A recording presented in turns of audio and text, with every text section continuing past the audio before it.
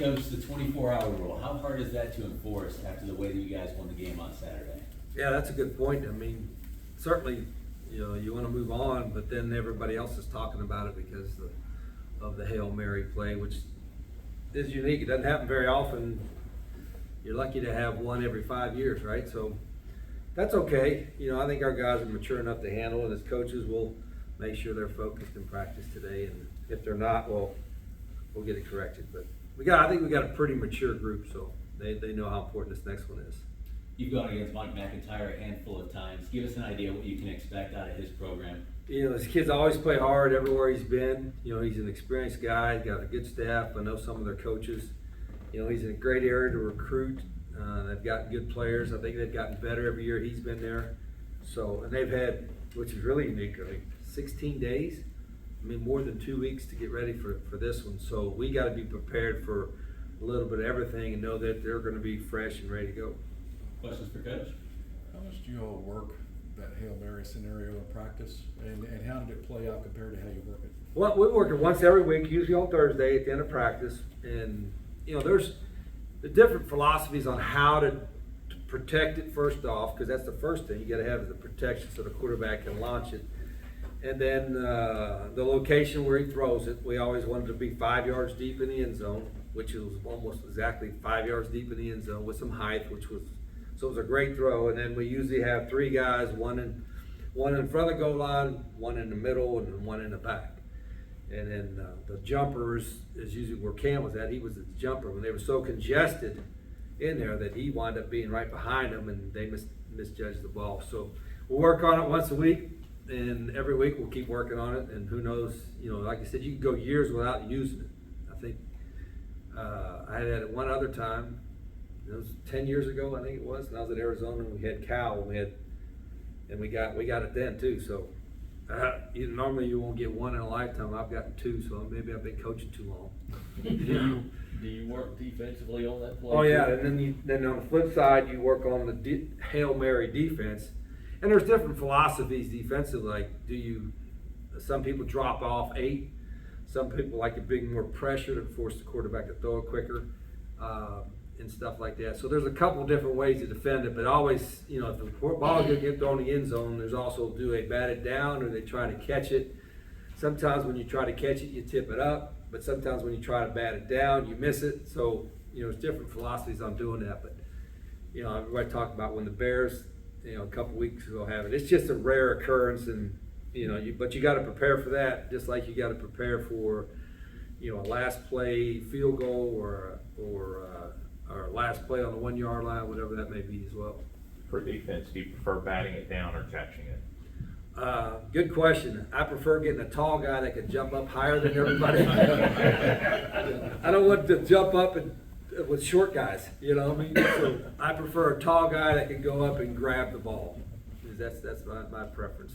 Just for Huff, just to be able to, it was 60 yards in the air, and it wasn't in a line drive, it was an arcing throw. Just to have that was the throw is always the biggest. I mean, gotta get the problem for that. And I don't know if Pet was in there, or I don't know who we had at the wideouts, but we had just run 2 or 3 pass plays, and they were a little bit gassed and tired because we were running verticals, and so you got to have time for those wideouts to be able to run down there and get in position.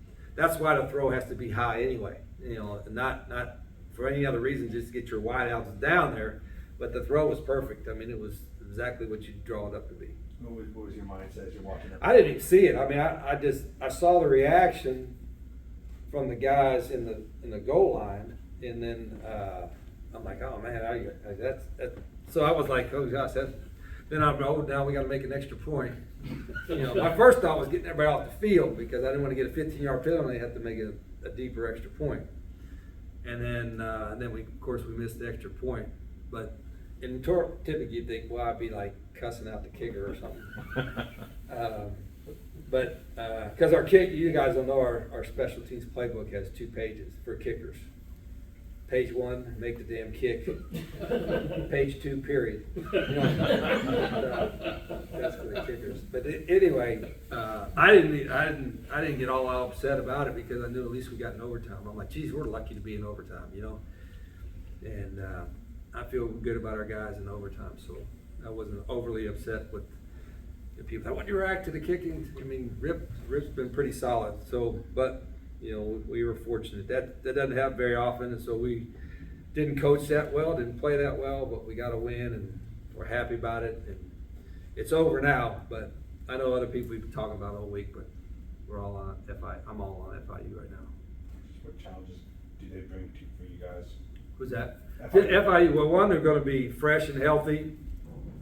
I think they're better in all phases, and in their program, I got a lot of respect for Mike and his staff. The quarterback is playing well. They got one of the best wideouts in the country. I think he had, I don't know how many yards he had in that one game, a couple hundred yards. And so it's a challenge. And then we have, and as I told our team, the more you win, the more is at stake. And so every week now, we're playing for a conference championship, really, and every week. So we have a lot at stake. So what would it mean to possibly be able to bring, in year 2 of being in USA, to bring the championship game to Amherst Stadium?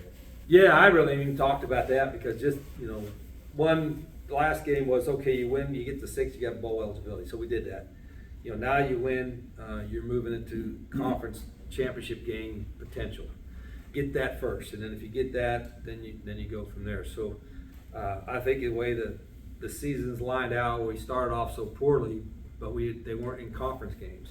And so when we got to conference play, I don't want to say it was a new start, but it was kind of a fresh kind of idea of, okay, let's we still got a lot at stake in the season. Because typically when you start off like we did, you know, people will be, oh gosh, there goes the season, and we just did everything the same we do every week. Is it hard to keep your guys from looking ahead? Probably. I mean, I think it's harder now than normally because of social media and everything that's out there. Before you could, you know, guy would have to buy, you know, back when they printed newspapers, they'd have to go buy a newspaper, which they're not gonna do that. And, you know, or they have to hear something from somebody on campus, and the other students aren't buying newspapers either. They're just, you know, so it's probably a little bit more now, but I don't worry about it too much because the way we do things, the way we practice, it's gonna be pretty intense. I mean, I'll still be angry half the time, you know, jumping on them. But I think we got good leadership, and I think we got enough seniors that'll make sure our guys stay focused. You talk about even like you have 60 newcomers now. Some of them are maybe seniors or juniors. Right. But just how important are the veterans that have been here? Maybe some of those newcomers who are, you know, 50-year guys. Yeah, and I think it goes by each room. They have, like, Pat's got to take, in his room, you know, he's got to take charge of his leadership, and not just the slot receivers, but when he's around the other receivers. You know, when J-Rock's around the D lineman, he's the veteran. He's been around here forever, and, you know, he played one of his best games. Well, you know, he'll make sure their help stay focused. And I've said this before, I don't worry about leadership during practice or when the coaches are around, because hell, that's our job. You know, we're supposed to provide that kind of leadership.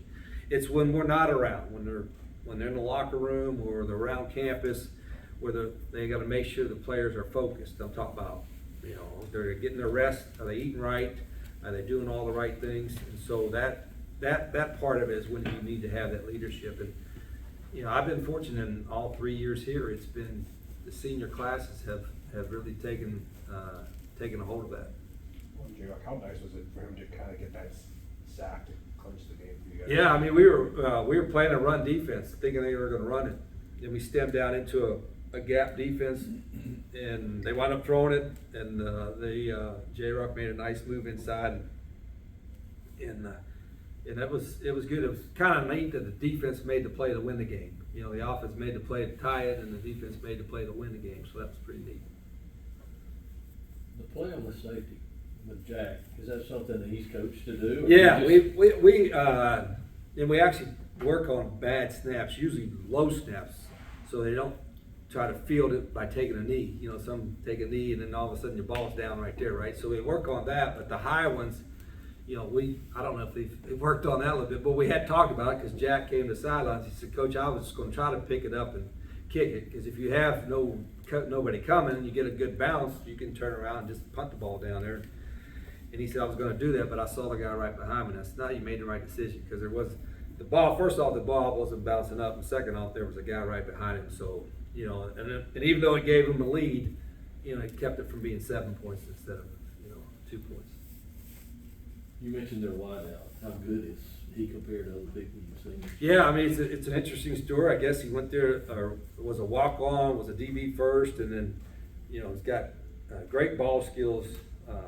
Is one of the fastest guys on the field. So, you know, our corners are going to get challenged. We've played against good ones all year, and they've got a quarterback that was highly recruited. Started as a true freshman last year. Kind of found his groove, I think, in the last few weeks. So. And then again, with 16 days to prepare, there's going to be some stuff that our defense will see that they haven't shown. And the same thing is true with our offense. We're going to see some stuff defensively, I'm sure we haven't seen from them all year, that we just got to adjust to.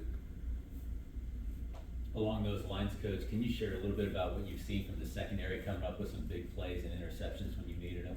Yeah, it's been, Jameer Latimer's been consistent all year, and he made, a couple plays. He's made some plays. When you're playing man coverage, it's hard to play the ball, and you got to wait till the wide receiver turns and looks and puts his hands up, and he did all that, and it was really neat. And we have some athletic guys in the secondary. When they've gotten challenged, and we sometimes put them under pressure. We put them in some man situations where they got a guard, and they're playing against some good quarterbacks. So, this is going to be a big test for them. And we've been playing a lot of DBs. We've rolled a lot of guys in there, so they're going to get a chance this weekend for sure. I guess the information talks is you guys are playing 20 seconds last week, including that for a 17-play drive in just like 6 minutes, which is a lot of people. I'm sure you liked it, but it's kind of just weird to read 17 plays, 6 out of 3 or whatever it was. Yeah, we don't usually have the long time in a drive. The 17-play drive is typically, if you've got to take 17 plays, and most teams will say, wow, if they got to take that many plays, they're going to screw up somewhere along the line. Somebody will miss a block or have a penalty. So it takes a lot of discipline to run a 17-play drive. I've never, in a time-wise, our tempo is pretty good, of course, but I think it can still be faster.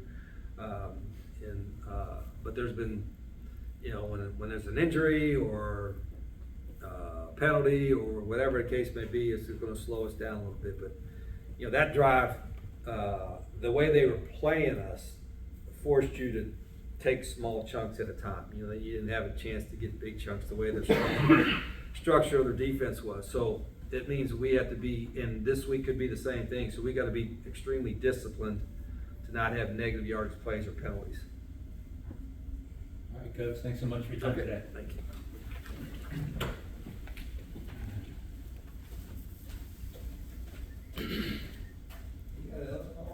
Yeah. Coming up as soon as you get back. Michael, come on up. Senior wide receiver Michael Petway.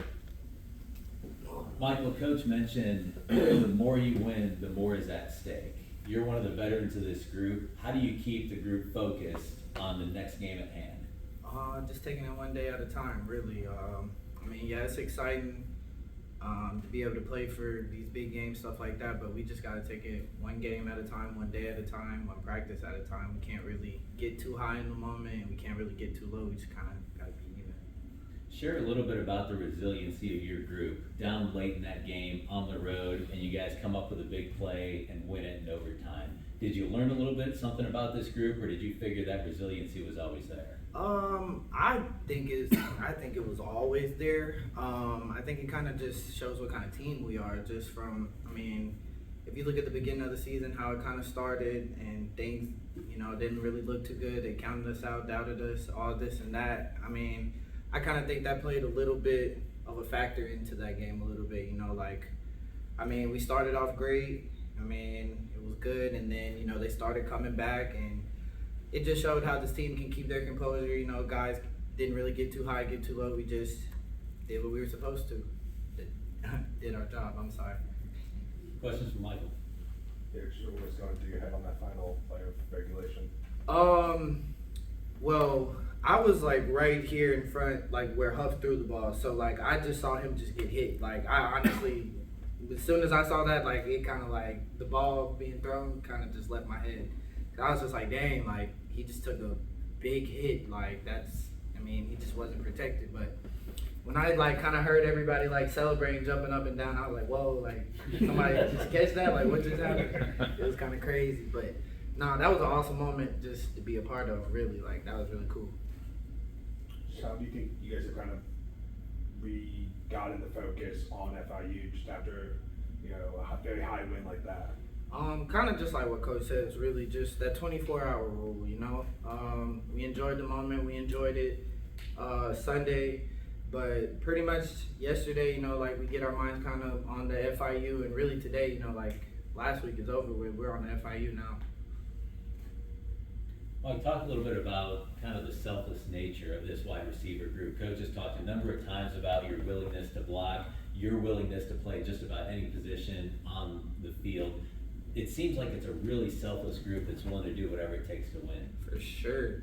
Every wide receiver, every tight end, every running back as well. I mean, we just kind of understand like this is a team like sport, team game. You know, like it's gonna be some weeks where maybe this wideout has a great game and maybe this wideout doesn't, and it's gonna be a game where Huff may run for 300 and Trey may run for 300. But like, I mean, at the end of the day, if we're getting the win and everybody's doing their job, I mean, that's the end goal. I mean, we're all trying to get to a conference championship. I mean, we just got bowl eligible. We're trying to win that as well. So, I mean, it's just kind of the bigger picture of everything. But, I mean, every guy in both rooms, all these rooms, like they are very selfless, very team-oriented guys. Couple more from Mike? If not, I would just, have you ever been part of that before, a Hail Mary that gets caught like that? Have you ever seen that as a player? To get caught like that, no, but I was a part of the Hail Mary when we played Florida State a couple of years ago, but like that was the way that ended was completely different. I think this one was actually like way more crazier. Like that was just the way that like it just landed in Cam's hand, like it was just like wow, like just like that, but nah, it was cool. Have you seen the film?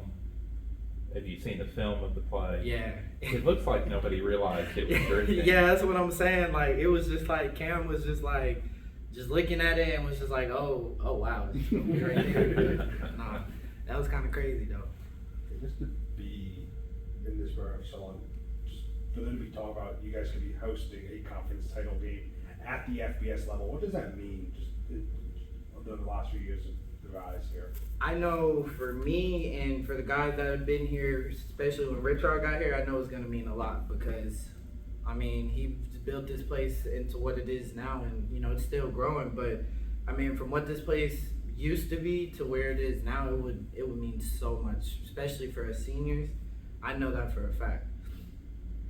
awesome. Thanks so much for your time today, Mike. Thank y'all. Thank you all for being here.